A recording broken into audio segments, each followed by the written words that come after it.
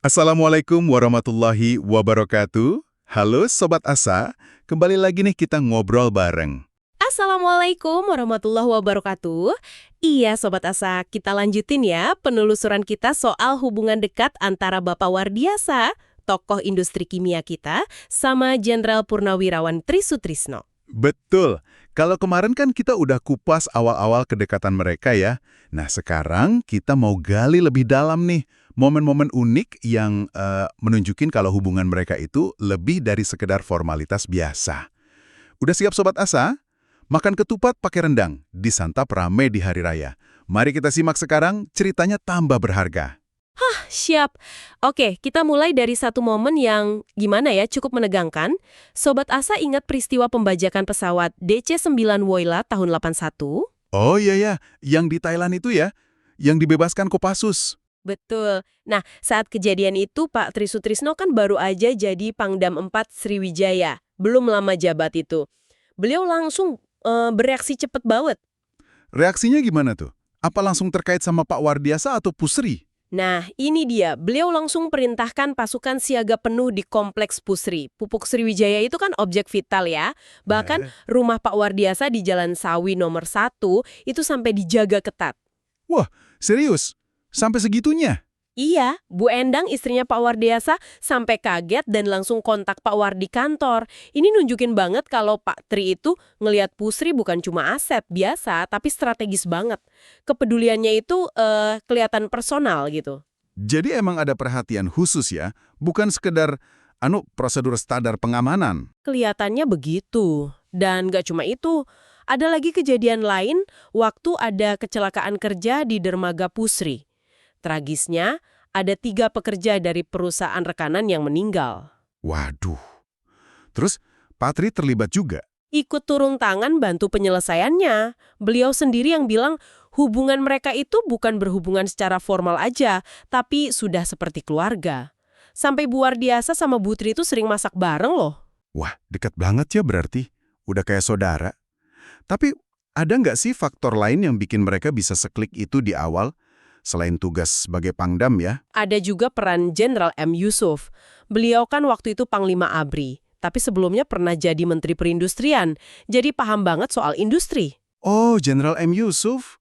Beliau sering ke Pusri gitu? Iya, sering kunjungan. Nah, karena Panglima sering ke sana, Pak Tri sebagai Pangdam jadi ikut kasih perhatian lebih juga. Apalagi Pak Tri sadar betul Pusri itu penting buat swasembada pangan yang lagi digalakkan waktu itu. Oke, jadi ada faktor tugas, strategis, tapi tadi disebut juga mereka cocok secara pribadi ya. Apanya sih yang bikin cocok? Nah, ini menarik. Menurut Pak Tri, Pak Wardiasa itu orangnya andap asor, rendah hati gitu. Terus ngemong banget sama anak buahnya, peduli dan membimbing. Sebaliknya, Pak War bilang Pak Tri itu baik hati sekali. Oh gitu ya, saling menghargai karakter masing-masing. Betul, bahkan ada kutipan lucu dari Pak War katanya, gajah saja nurut sama dia. Gajah nurut, ini kiasan doang atau gimana nih?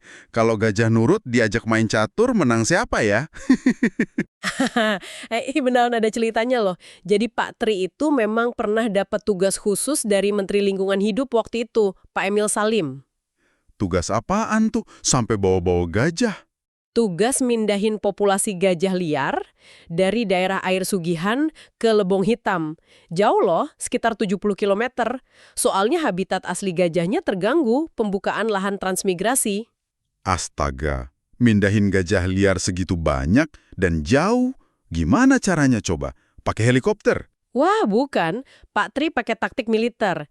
Jadi ada tim patroli pengintai buat memetakan dan ngitung gajahnya, terus ada tim patroli tempur buat menggiring gajah-gajah itu pelan-pelan. Serius? Kayak operasi militer beneran? Iya, uniknya lagi, strateginya itu dipaparkan di Pusri, dan Pak Wardiasa ikut hadir dengerin paparannya. Ini nunjukin betapa fleksibelnya Pak Tri ya. Keren banget sih. Terus, ada momen penting lain kan yang kejadiannya juga di Pusri, yang nyangkut karir Pak Tri. Nah, ini klimaksnya nih. Jadi pas lagi sibuk-sibuknya ngurusin gajah itu, akhir Desember 1982, Pak Tri dapat telepon dari KSAD Jenderal Poniman. Dapat kabar apa tuh? Dikasih tahu kalau beliau dipromosikan jadi Pangdam Jaya di Jakarta, sekaligus naik pangkat jadi Mayor Jenderal. Rencananya, pelantikannya besoknya, jam 9 pagi. Itu angka keberuntungan Pak Atri katanya. Wah, selamat dong. Tapi kok kayaknya ada tapinya nih. Bener banget. Ternyata Jenderal Poniman, yang kebetulan lagi nginep di Wisma Pusri, minta pelantikannya sore itu juga, di Pusri. Hah? Mendadak banget. Di Pusri pula. Kenapa gitu? Ya itu dia. Pak Tri sempat nawar biar besok pagi aja sesuai rencana, tapi akhirnya ya udah disepakati jam 6 sore. Pukul 18. Oh, jadi nggak jadi jam 9 pagi ya? Nggak jadi. Tapi yang uniknya, jam 18 itu kan kalau dijumlah 1 tambah 8 jadi 9 juga. Tetap angka favorit Pak Tri. Bisa pas gitu ya. Jadi pelantikan Pangdam Jaya di Wisma Melati Pusri. Sederhana dong. Sederhana banget, nggak pakai upacara militer besar-besaran. Tapi yang paling penting buat Pak Tri, sahabatnya Pak Wardiasa ada di situ menyaksikan langsung momen bersejarah itu. Ini benar-benar nunjukin hubungan mereka yang gimana ya, udah melampaui urusan protokoler.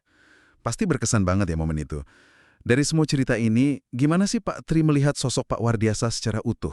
Pak Tri itu respect banget sama Pak Wardiasa. Beliau pernah bilang, Wardiasa itu sekolahnya bagus, pengalamannya banyak, tapi yang paling penting, karakternya baik.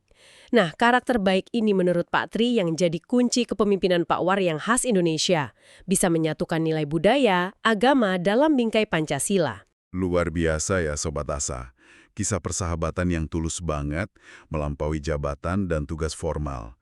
Dibangun dari rasa saling menghargai, peduli. Terus ada momen-momen unik kayak mindahin gajah sampai pelantikan dadakan gitu.